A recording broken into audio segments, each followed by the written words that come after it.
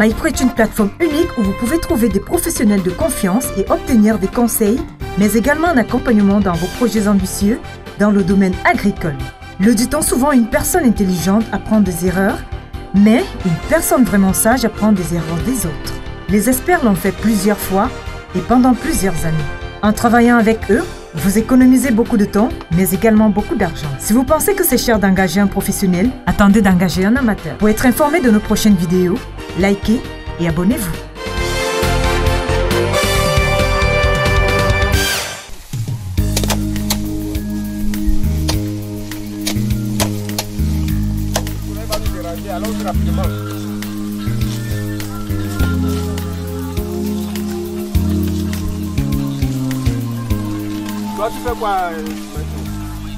Le projet m'a été présenté par le délégué d'arrondissement d'agriculture, M. Awonon Jean-Paul.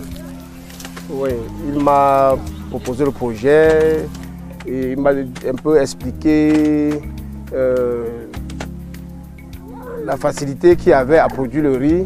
Au départ, je n'y croyais pas. Bon, c'est quand je me suis lancé, j'ai d'abord, pour commencer, j'ai d'abord pris demi-hectare qui a bien marché. Et je me suis rendu compte que ce n'était pas aussi difficile que ça. Puisque avant ça, nous faisons déjà dans la production du maïs. À la seule différence qu'avec le riz, il faut assurer la chasse des oiseaux, la lutte contre les ravageurs. Là. Parce que les oiseaux, quand c'est encore à l'état laiteux, les oiseaux s'attaquent à cela. Et ce qui fait que le combat est vraiment rude. Ça n'a pas été facile dès le début, mais je crois que comme nous sommes déjà à la deuxième expérience, on a pu maîtriser. Oui, parce qu'à la première expérience, nous avons eu des pertes post-récolte aussi, dû au fait qu'on n'avait pas prévu les bâches. Quand on récoltait, on mettait à même le sol. Ce qui fait qu'on revenait prendre le lendemain pour battre, il y a beaucoup de graines qui se perdaient. Donc, à l'heure actuelle, nous sommes en train de corriger les erreurs de l'année dernière. Et nous croyons que dans l'avenir, nous allons faire mieux.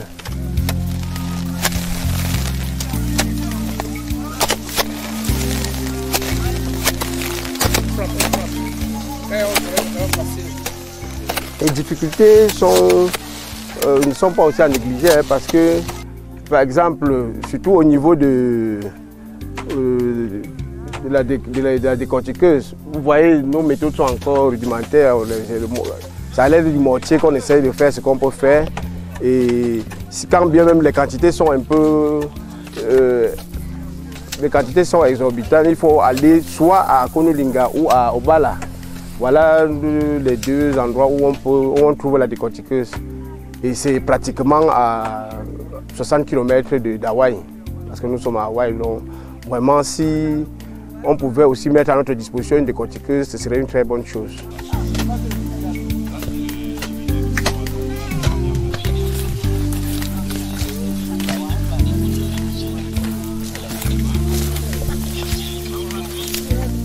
Pour mettre en place un hectare de riz, c'est sensiblement, ça tourne autour de, il faut mobiliser environ 300 000 francs.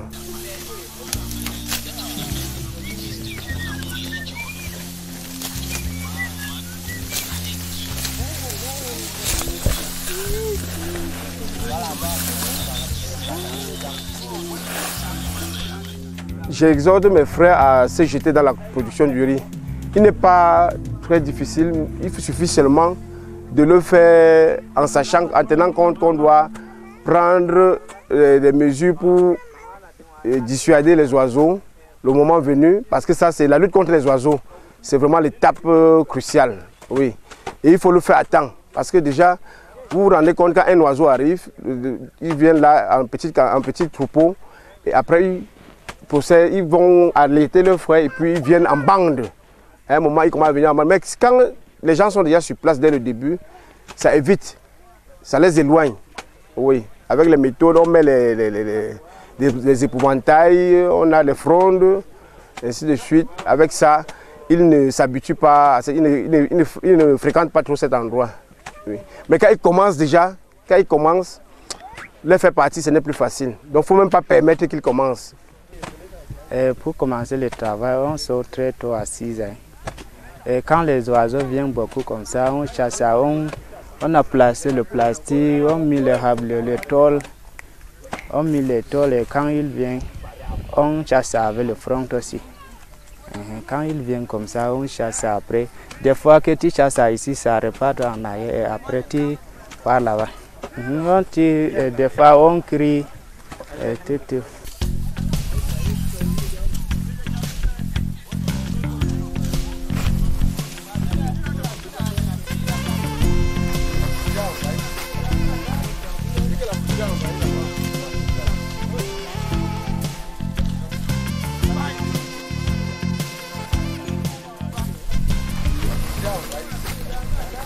Si j'ai quelque chose à demander au ministre, c'est vraiment de porter vraiment un regard attentif sur la filière riz.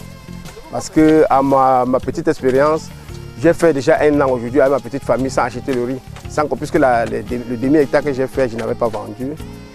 C'était pour moi une façon, comme une sorte de promotion et distribuer à des amis. C'était comme une dégustation. Et depuis 1 an aujourd'hui, je n'ai pas acheté de riz. Et je crois que si tout le monde s'y met, d'ici peut-être 5 ans, si l'État aussi s'y implique, ça sera peut-être d'ici 5 ans, on dira au revoir à l'importation du riz. Ça, c'est sûr.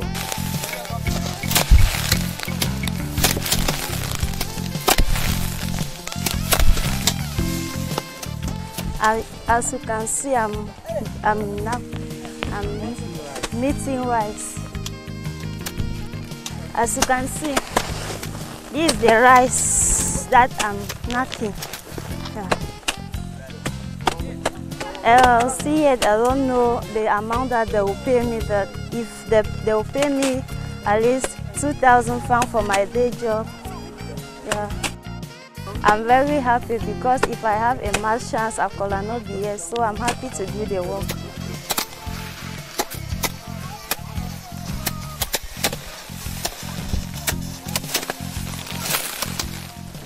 Moi, c'est Diène de Desindi Ricardo, technicien supérieur d'agriculture, option entrepreneuriat agro-pastoral, formé à l'école technique d'agriculture d'Abombang. Bon, je suis ici depuis 2 ans déjà à la Socapa. C'est moi le chef d'exploitation actuel. Aujourd'hui, là, nous sommes déjà à la phase de récolte du riz. Ce riz, nous avons 2 variétés de riz. Il y a le Nérika 3 sur 1 hectare, le Nérika 8 sur 1 hectare.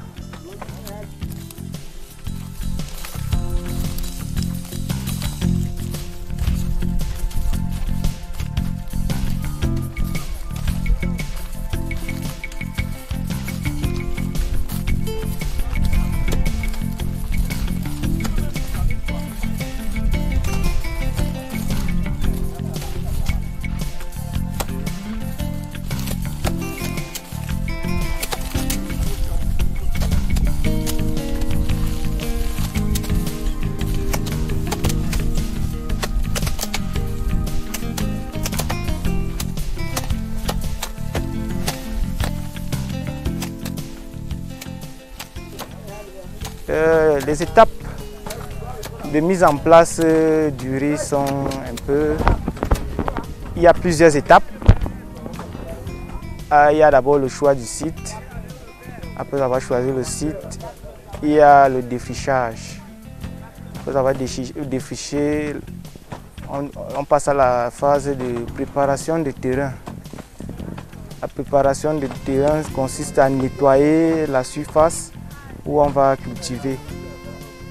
Après avoir nettoyé, pour nettoyer les outils, pour nettoyer, on a besoin de la machette et les jalons pour enlever les andins. Cette phase passée, on va passer au labour. Après avoir labouré à l'aide des dabas, on laboure. Après, il va suivre la seconde phase de préparation qui est l'émottage. L'émottage consiste à casser les mottes de terre pour que ce soit fin et on crie les racines. Après avoir crié les racines, maintenant on va passer à la mise en place. La mise en place se fait à l'aide d'une crasseuse, une ficelle pour prendre la ligne de base. On met la ligne de base, vous allez voir. La crasseuse a 3 dents. La première dent sert de base pour crasser, pour que les lignes soient droites. Quand on a mis la crasseuse, on tire. Il y a 2 personnes. Une personne qui tire. La crasseuse est en fait comme la charrue. Une personne en train de tirer, l'autre en train de maintenir pour que les lignes sortent. Après avoir tiré, maintenant vient la période où les ouvriers viennent pour s'aimer. Le semis se passe de manière très fine. On sème sur les lignes, après ils vont venir couvrir. Après avoir couvert, maintenant, on passe le premier épandage à la volée, à l'aide de l'urée.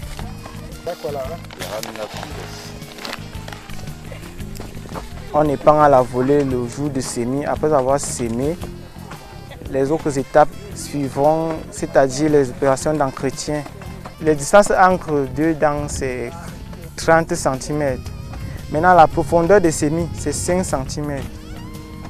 Donc sur les 5 cm, il y a une partie qui sera enterrée qu'on va couvrir. Ça va rester environ 30 cm de profondeur.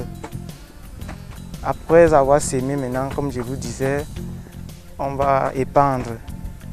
Après 41 jours, on va venir sacler et ensuite on va faire le second épandage.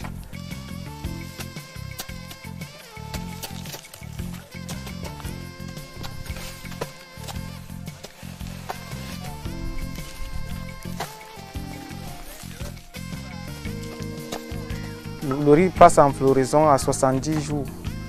Pour le N3, le Nerica 3, son cycle est de 110 jours. Pour le N8, c'est-à-dire le Nerica 8, son cycle c'est 120 jours.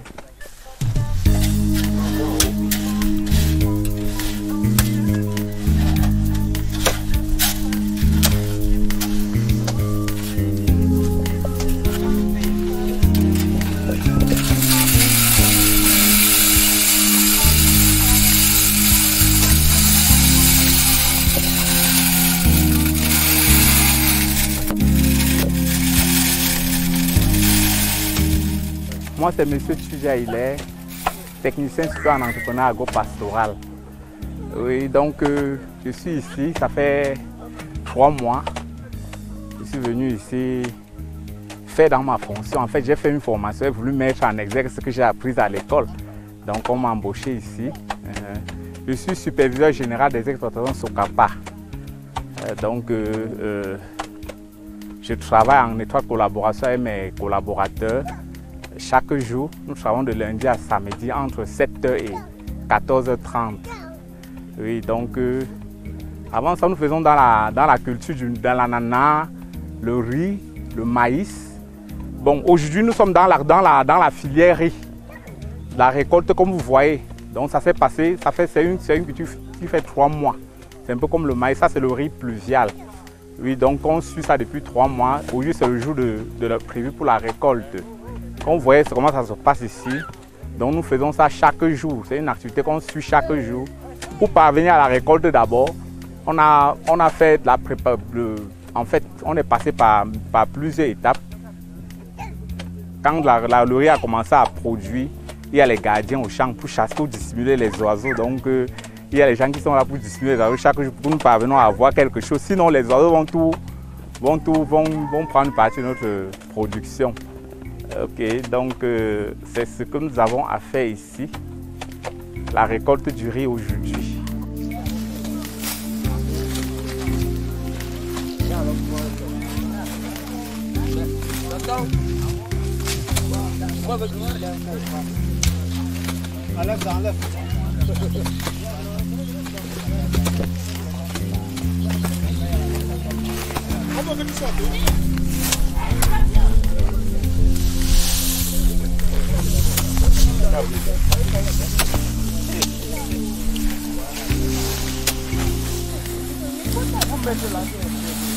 Mettez là-bas. Et là où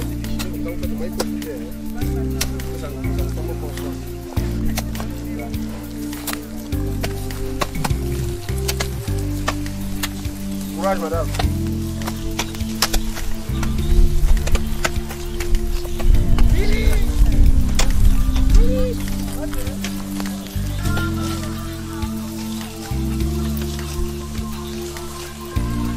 Toi, tu fais quoi?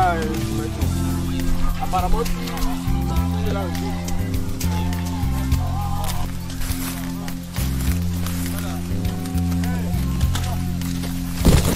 Mais on pouvait déjà prêter la seconde bâche, non? Bonjour, il faut prêter la seconde bâche.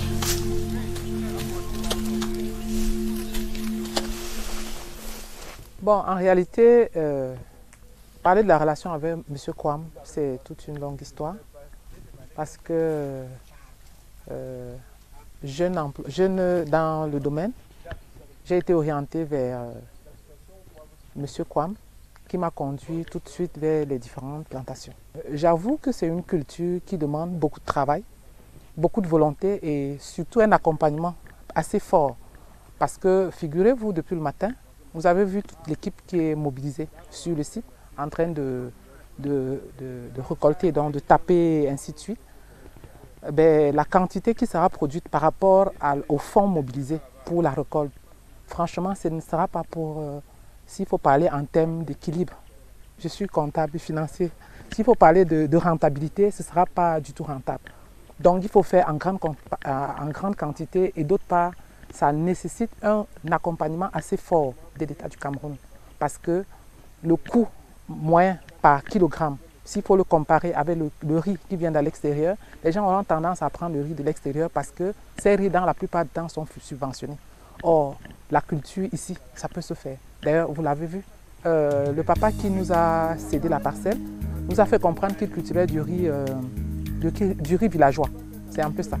Mais le riz villageois également, ça demande beaucoup de travail et on le fait par passion. Mais on peut aussi le faire pour avoir, comment je vais dire, pour vivre de l'agriculture.